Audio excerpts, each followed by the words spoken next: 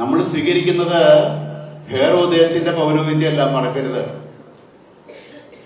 വിദ്വേഷം, വെറുപ്പ്, പകപോക്കിന് പൗരോഹിത്യത്തിൽ പറഞ്ഞിട്ടില്ല. ഹെറോദേസ് എന്ന് അതല്ല ചെയ്തത്.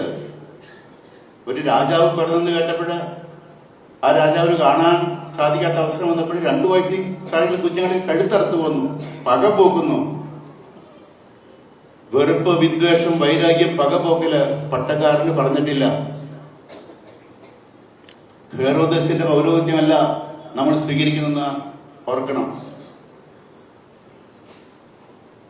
രണ്ടാമതായിട്ട് യൂദാസിന്റെ പൗരോഹിത്യമല്ല നമ്മൾ സ്വീകരിക്കുന്നത്. പണക്കൊതിയായിരുന്നു അവിടെ, പണക്കൊതി. 30 വെള്ളി നാണയം കിട്ടുന്നത് കണ്ടപ്പോൾ തന്റെ ഗുരുവിനെ പോലും ഒറ്റിക്കൊടുക്കാൻ തയ്യാറായി യൂദാസ്. പണത്തോടുള്ള ആക്രാന്തം, ആസക്തി വേണ്ട പൗരോഹിത്യത്തില്.